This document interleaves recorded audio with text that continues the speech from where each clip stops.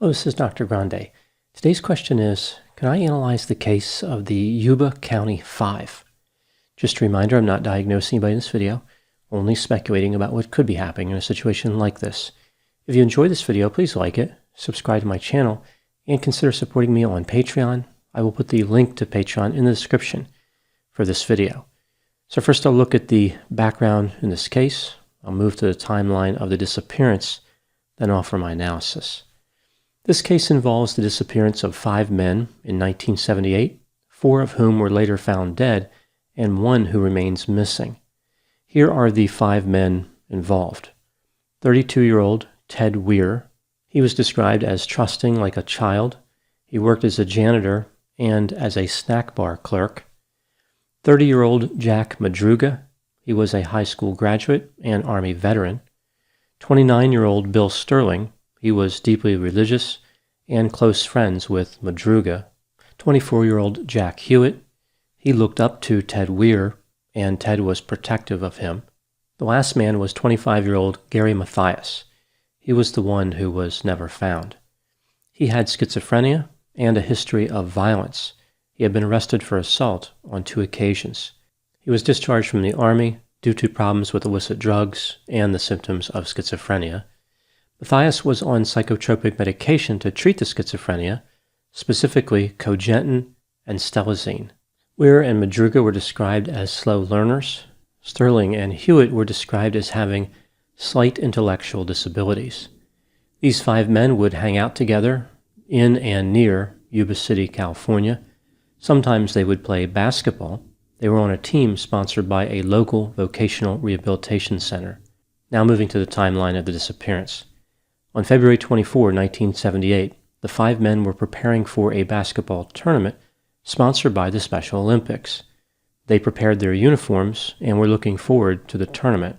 They decided they want to cheer on the UC Davis basketball team in an away game against Chico State. The men drove about 50 miles to Chico, California in Madruga's turquoise and white 1969 Mercury Montego. Gary Mathias did not take his medication with him, probably because the men were planning on returning that same night back to the Yuba City area. After UC Davis won the basketball game, the men climbed back into Madruga's vehicle and drove to a store in downtown Chico. They purchased cartons of milk, soda, candy bars, and other snacks just before 10 p.m. None of the 5 men were ever seen alive again. They were reported missing by their families the next day.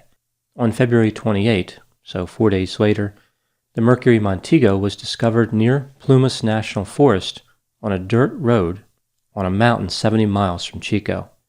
This was not anywhere near the route they should have been driving to get back to the Yuba City area. The empty packages for the products they purchased on February 24 were found in the vehicle. Only half of 1 candy bar remained. In addition, there was a map of California, other maps, and programs from the basketball game they attended.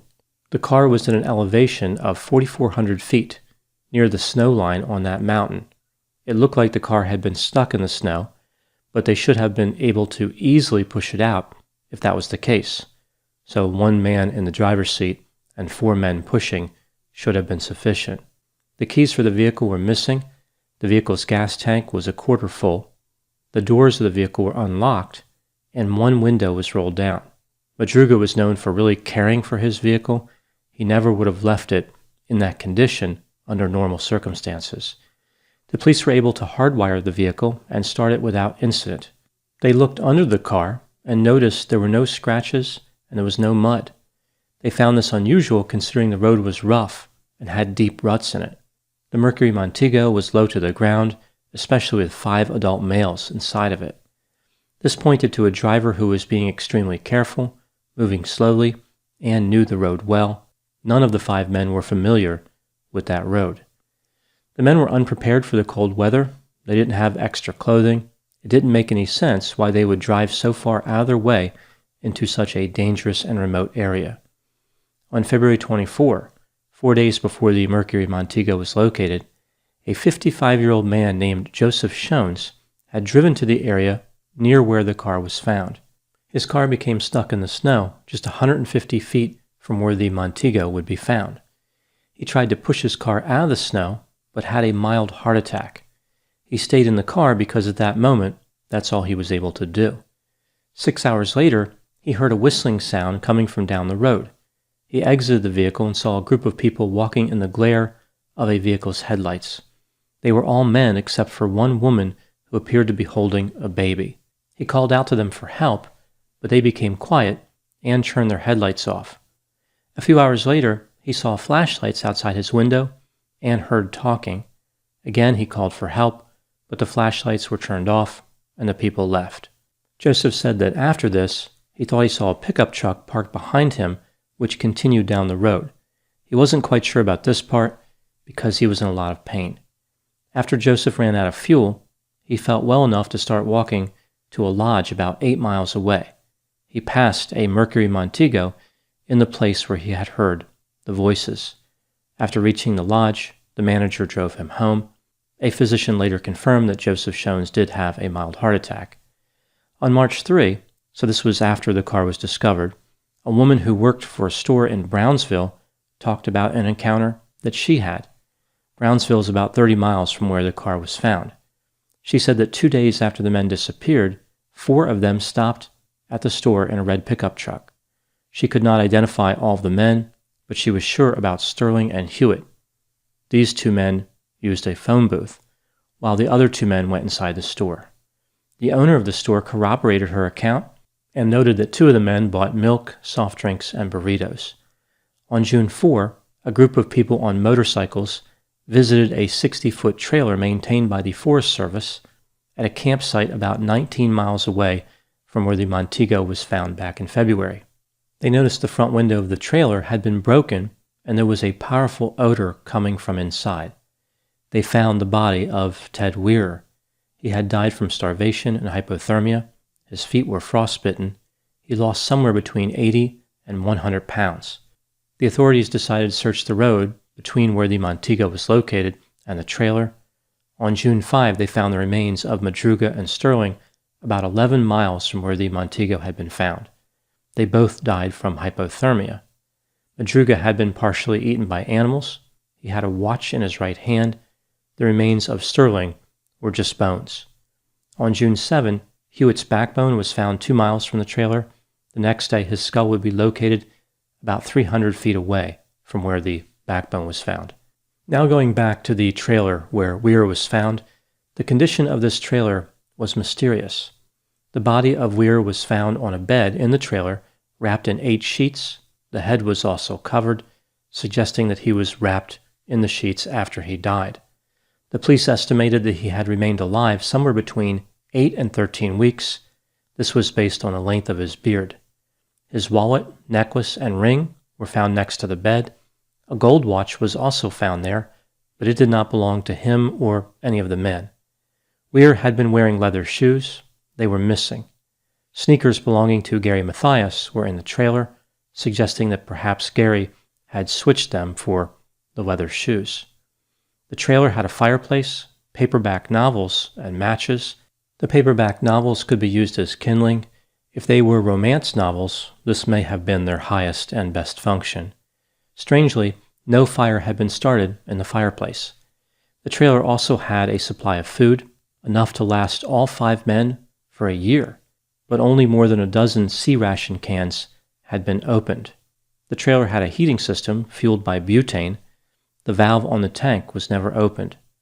The window that had been broken, presumably to gain entry into the trailer, was left uncovered. About a quarter of a mile northwest of the trailer, a slightly rusted flashlight and 3 wool Forest Service blankets were located. Now moving to my analysis. Let's take a look at some of the theories about what happened to the Yuba County Five. Theory number 1. They somehow took a wrong turn and became lost. Mathias had a friend in Forbestown. Perhaps that's where the men were going, and they made a wrong turn.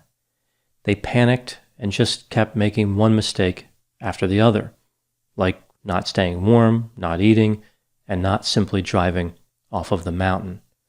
On February 23, a snowcat was used to clear the path to the trailer. The tracks in the snow may have led the men there. so that could explain why they ended up at that remote trailer. This theory does not explain a number of items: the woman with the child spotted by Joseph Shones, their failure to render aid to Joseph. I think it's likely that Joseph Shones' account was unreliable. He admitted that he may have been hallucinating because of pain. These theories fit much better if one were to discount his statements.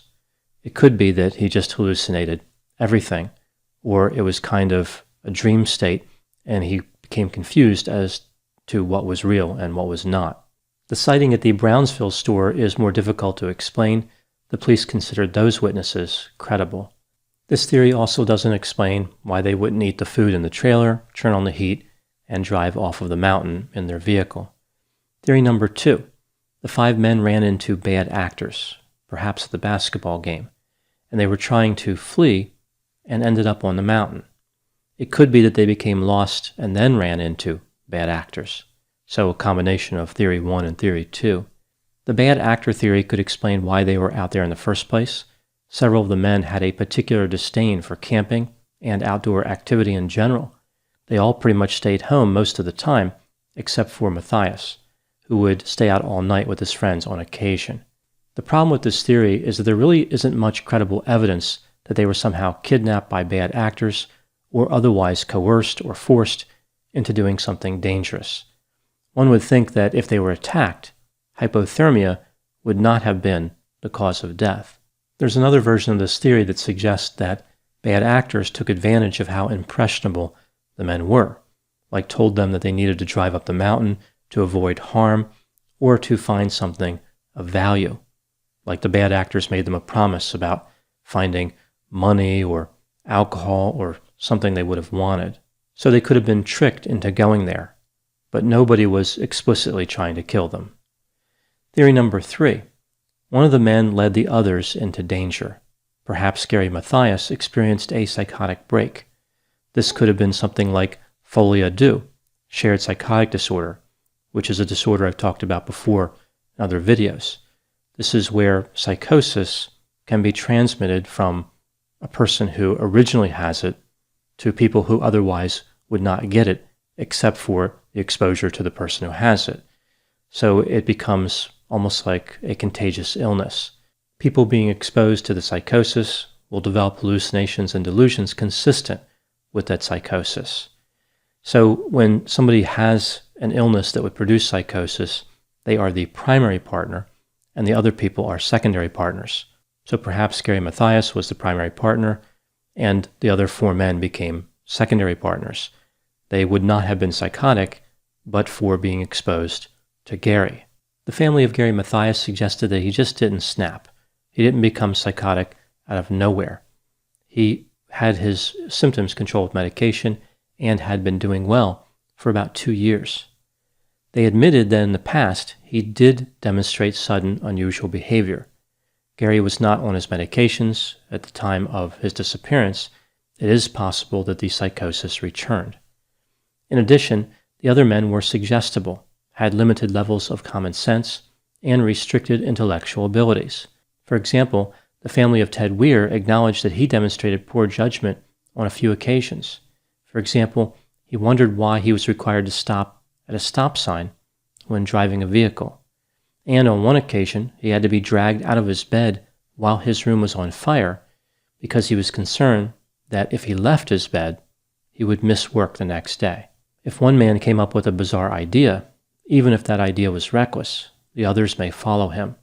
It may just be a matter of trust. The men had no reason not to trust Gary.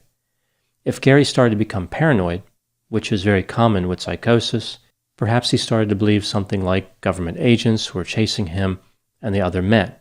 He might have told them that they needed to get away.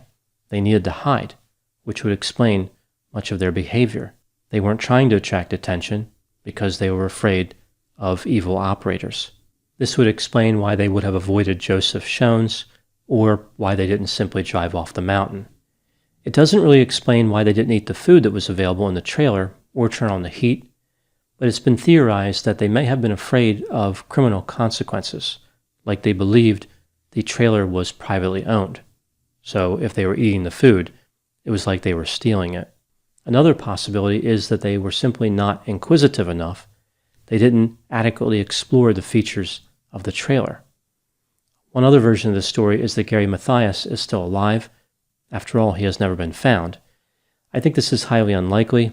He probably walked farther from the trailer than others, expanding the potential search area so much that there's no way his body could be located. The area where these men were found was extremely dangerous. The search teams almost lost people trying to find them. When considering all the theories, how would I rank them in terms of probability, like which theory is the most likely? I think that theory number 3 is the most likely. It wasn't necessarily Gary Mathias. It could have been any of the men who came up with a bad idea. After this, I would go with theory number 1. They became lost and through a series of errors, failed to protect themselves from the elements and starvation. Then I would go with theory number 2. Bad actors were somehow involved. The last item I want to talk about is the involvement of the psychics in this case. It's amazing to me how prevalent this is, the police reaching out to psychics out of desperation. Before the bodies of 4 of the men were recovered, the police involved psychics in the search for the Yuba County Five. One psychic told them to look for a 2-story red house with a gravel driveway in the town of Oroville. They gave them 2 possible house numbers. The police searched the entire town, but just like psychic abilities, the house did not exist. The case of the Yuba County Five is a mystery. It will not become clear through the use of psychics or by employing any other nonsense. Unfortunately, the mystery is frozen in time. It's very unlikely that any new evidence will become available. We will never know why these men drove up a mountain for no apparent reason and tragically lost their lives. Those are my thoughts on the Yuba County Five. Please put any opinions and thoughts in the comments section. They always generate an interesting dialogue. As always, I hope you found my analysis of this topic to be informative. Thanks for watching.